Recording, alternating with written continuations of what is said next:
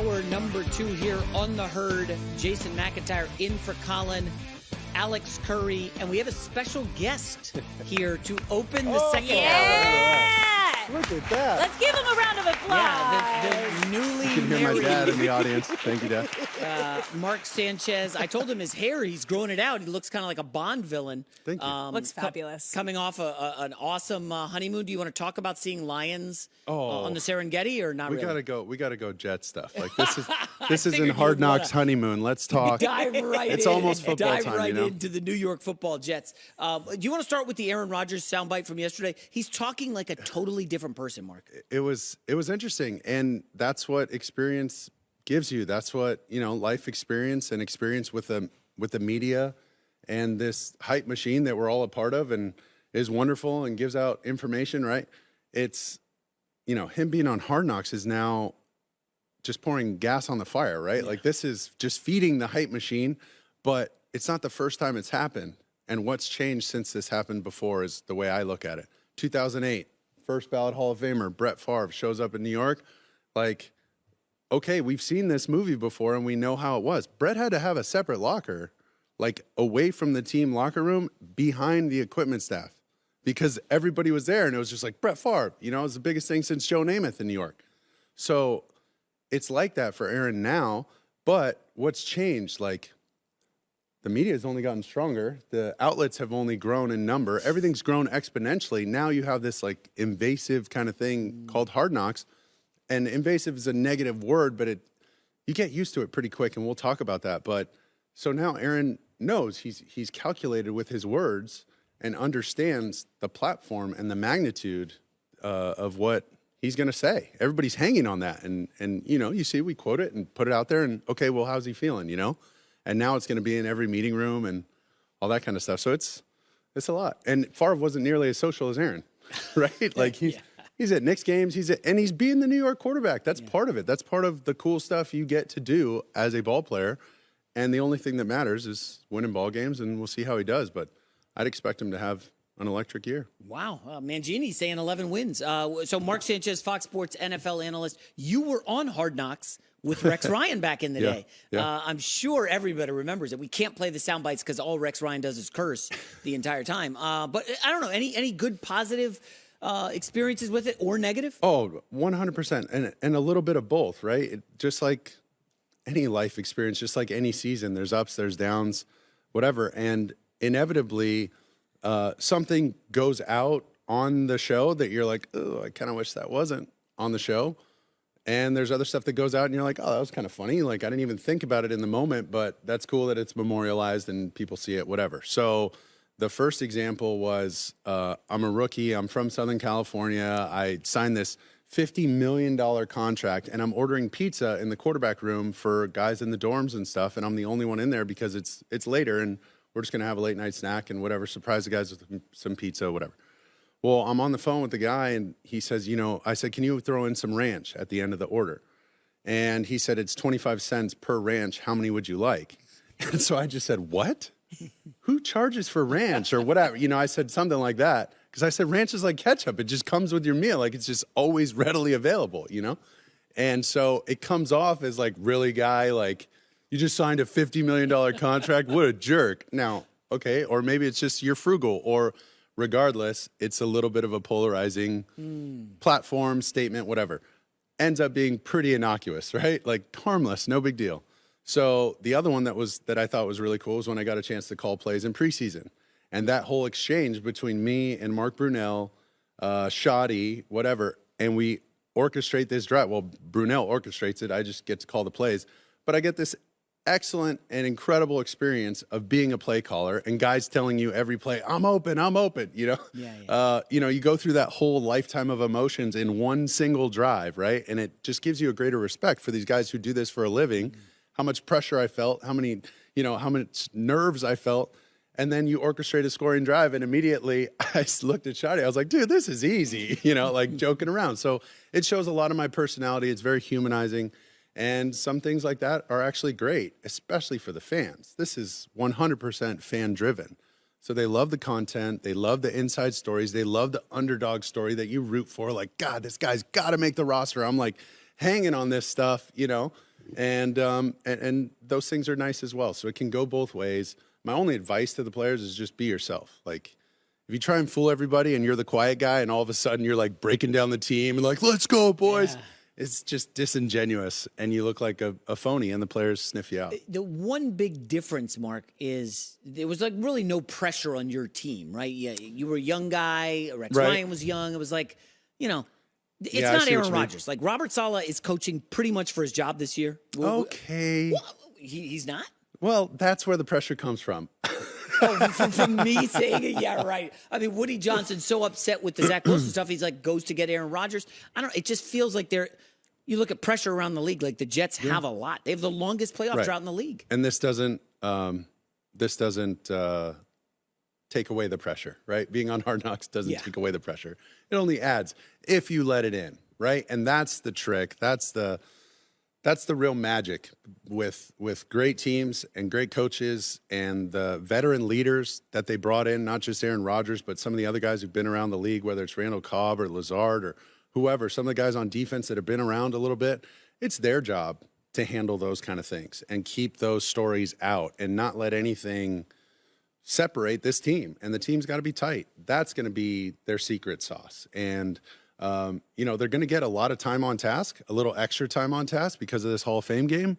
Aaron's in all the OTAs in the offseason. I mean, there was a commitment here. You could tell. Everybody knows what the criteria is, what the assignment is. Let's go handle our business. And so I think that's why they were kind of hoping not to have Hard Knocks.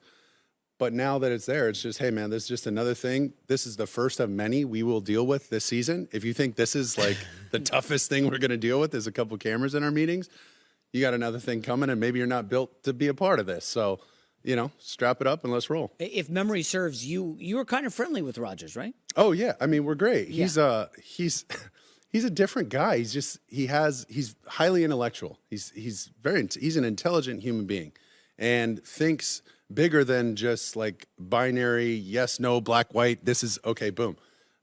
He's got a lot going on and a lot going for him, which is really special. He has other interests other than football.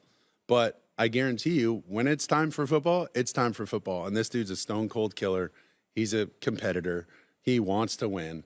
And regardless of any other soundbite that you may disagree or agree with, this dude's going to do everything he can and leave it on the line to make sure this team succeeds. So people hear you say Rodgers is different. I mean, everybody's different. I know. I guess my point is like a lot of football players are probably hardcore football, X's and O's. When you I think that's a stereotheep of football players, like football, contact, whatever. Yeah. Like, and that's just there's some guys who are like that. The meathead guy who can lift everything in the gym. Like, sweet, he's fired up every time we get to lift. Other guys are like, yeah, I'm more of a yoga guy. So some guys fast twitch, some guys slow twitch. It doesn't matter. Everybody's different, just like any corporation, any job. Everybody here at Fox is different, and they approach things different. But the bottom line and the great equalizer is, okay, can we get the job done? Is this guy, proficient in his craft? Can he make this work? Can we get first downs? Can we score points? Can we beat other teams? Right? Like, that's really what it comes down to. And as long as you're getting your job done, I don't care what kind of car you drive. I don't care what church you go to. It doesn't matter. I might not like it. I don't care who you voted for. I might not like the person. But when we get in this building and we get in this locker room, check your stuff at the door. We have a shared struggle right now, and we got a goal to accomplish. So no matter what, we're boys in here. This is what we do. This is our family, and let's go win some games. Are you watching the quarterback series on Netflix? I am. Oh, yeah. Watching the quarterback series. Of course. I mean, you got to. It's. I love it, but go ahead. Let me start with, did you see Mahomes say that Kirk Cousins is the most underrated quarterback in the league? Yes, because the guy plays a position. You know what I mean? He knows, and he knows where his successes have come from and how hard he's worked to get there and some of the things that have fallen into place for him, like where he got drafted. Kirk Cousins doesn't affect that. Like, you do your best to affect that with your play in college, but a lot of those things are outside your hands. Now, is Patrick Mahomes the same exact player on any other ball club? What if he went to the Browns? What if he went to Jacksonville? Right? Like, is Tom Brady the same guy if he doesn't? No, probably not. But we're not going to play this what if game, right? It's this is the way it's happened. Bottom line is you're a quarterback in the NFL or a head coach in the NFL. If somebody Googles your name, there's a record next to it. And it's not to demean any other position. It's just that's the way it goes. But when you play left tackle, that's not a part of your name. Yeah. A record isn't attached to your name and your legacy as a player. So, yes, is Kirk Cousins underrated? Yes. I think shows like this is exactly what Hard Knocks is designed for. My specific example is the way his wife picks out his clothes. Some people love that. And as soon as they heard that, we're just like, that is adorable. Like, what? That's so cool. Because Kirk is so, like Aaron Rodgers, probably not going to have that happen, right? Different people, different approaches. Still can perform, still can produce. Doesn't matter. But, so what? He looks like a substitute teacher or like a junior high principal. Who cares? The dude's like, I don't even comprehend that because I'm so focused on winning. The dude's attaching wires to his temples and doing fight or flight responses with his brain and a neurotransmitter or whatever, right? Okay, that tells me a lot about Kirk Cousins. So anybody who's like, oh, he sucks, you're like, ooh, that guy works pretty hard. Yeah. This is interesting. Wow. What a unique insight into this guy's daily routine. Yeah. And that's pretty cool, I think. I tend to agree with you. All right, we're going to take a quick break, but you're going to stick around. We got to ask about the inferior team in New York. Oh, here we go. Not the Bills, they're inferior, but the New York Giants and their running back situation next on The Herd. Back here on The Herd, Jason McIntyre filling in for Colin Cowherd, joined by Alex Curry and Mark Sanchez sticking with us. I peppered you with a bunch of Jets questions. I'm sure the audience is over that. Heavy Jets flavor this season. Time to move on, but one more Jets question. Okay, go. No. Can we make fun of the New York Giants for a moment? Listen, I like Saquon Barkley. I'm rooting for him. I feel bad for him. He's now removed the New York Giants stuff from his bio on social media, whatever that means. They kind of butchered this, right? It's sticky, right? It's complicated because I want to say, and you got to fact check this for sure, but I'm almost positive that the running back position is the only position that when you get franchised has gone down since the franchise tag has been available, right? Everybody else has grown over the years in their contracts and guarantees and all that. So if you're a team, tell me why this isn't your approach. Draft them high, which we're even seeing they're not doing anymore, but draft them high. You get them for 4 years, the fifth-year option. If they're producing, you pick up the fifth-year option. Then you franchise them twice. Now I got 7 years out of this dude. And those are the prime years of his life. You're primed and ready to go physically as a running back because of the beating those guys take. Right when you get in the league, those first 3 years is where you really got to make your hay, right? And then you get compensated for it after. Well, now, it seems like they're getting them in the second, third round, so you only get them for 4. But then you can franchise them twice again and still get them for 6. You know what I mean? Is their first 6 years most likely going to be better than that 7th year? Of course. You'd probably bet the farm that that's the case. So based on age, based on father time, and based on that position and the duties it requires, that's kind of the model now. And guys like Josh Jacobs, guys like Saquon Barkley, they're in a tough spot because they want to be there with the team. They want to go ball, but they just have a number in mind hey, this is what I'm worth. And the market's not saying the same thing. So the owners are just like, hey, man, we gotta hold off. Yeah. I did just look up your 2 Jets AFC title runs. Okay? Always your bring running it back. backs were Thomas Jones, who was 31. And Sean veteran, Green.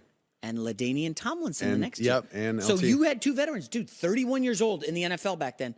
We're talking about Kareem Hunt, Zeke, all these guys unsigned at 27, 28. Well, and we had Sean Green. That's right. He and I were the same class. So that, it was Thomas Jones and Sean Green in 09. In 10, it was LaDainian Tomlinson and Sean Green. So we had the more of the, ground and pound idea with Sean, and then we get to mix it up with LaDainian, right? Because he's more of your jitterbug, catch balls out of the backfield and, take it the distance, bail you out kind of thing. So when you have that approach, it only, helps the running back in their career longevity-wise, right? You just get more juice out of those guys, and it's a tough position, man. When the market's the way it is, it makes their life tough. And then, the perception on the outside is oh, well, this guy doesn't care about football. And I'd be hard-pressed to find that that's the case. I think these guys really do care about football. They just have, expectations and, standards that they want to hold themselves to. It's July, but your best guess, does Barkley play week 1? Does Jacobs play week 1? I sure hope so. It's hard if they're going to get tagged and have to sign the tag, and then you show up and, I don't feel good. My hamstring's kind of tight. Think about it. You're just, if something happens, it changes your whole mindset, right? And this doubt creeps in, this fear of injury creeps in, that this is the only year I have to make this amount of money, and then you'll never see money like that again, potentially, if you go out there and sustain a horrible injury, right? So that's really where the doubt comes in. Now, would it matter? Does the injury only happen if you're thinking that way? I don't know. Does the injury still happen if you had a 5-year deal? I don't know. But they don't want to have to worry about that. Yeah. It's one more thing I want to focus on who am I picking up in this blitz protection on 3rd down. I want to focus on, okay, what running plays are designed for me? How excited am I? Hey, I want to focus on this new left guard we got who's going to be pulling in front of me. I like this guy. That's what they want to focus on, not, hey, man, give me my money. So did the Giants overpay badly for Daniel Jones or very, very badly? I mean, it's basically one of those two choices. And listen, Barkley's got a bit of a gripe, man. He was phenomenal last year. I know Jones got better, but he could only get better. He was so horrid the first couple of years. That's just reality. I don't know if you guys are boys. I'm not hammering him, but No. Listen, I'm of the opinion that Daniel Jones is a pretty dang good player. Really? I really think he's a good player. I think he finally got an opportunity with a system that really worked for him because it was based around his skill set. And Coach Dable did an excellent job with him last year with the pieces they had in his first year. I think he's got some confidence back, which might be more important than anything other than your health at that position, right? Physically healthy, mentally strong.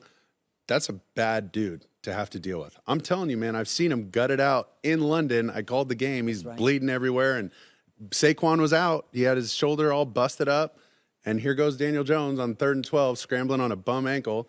And it was like, you're telling me this dude doesn't want it? He's giving everything for this mid-season. When it's rocky, when people are fight or flight on the guy and everybody's already on their airlines. It was tough. It was dire straits for my man. I think he did a good job. I think he's going to continue to surprise people. I think the best case scenario for him is to get Saquon back, because that helps you surprise people. You know what I mean? Definitely. Yeah. All right, Mark Sanchez, Fox Sports NFL analyst. I'm sure going to be calling some great games this season. I want to remind the audience, 4 playoff wins. That's more than Kirk Cousins and Lamar Jackson combined. There it is. Mark Sanchez. Here goes the resume. Next up on the herd. Hey, I went after the Giants. You got Bill Belichick coming on? Yeah, I'm going to bash Belichick next. I'm going to go in after the Patriots. That's next here on the herd.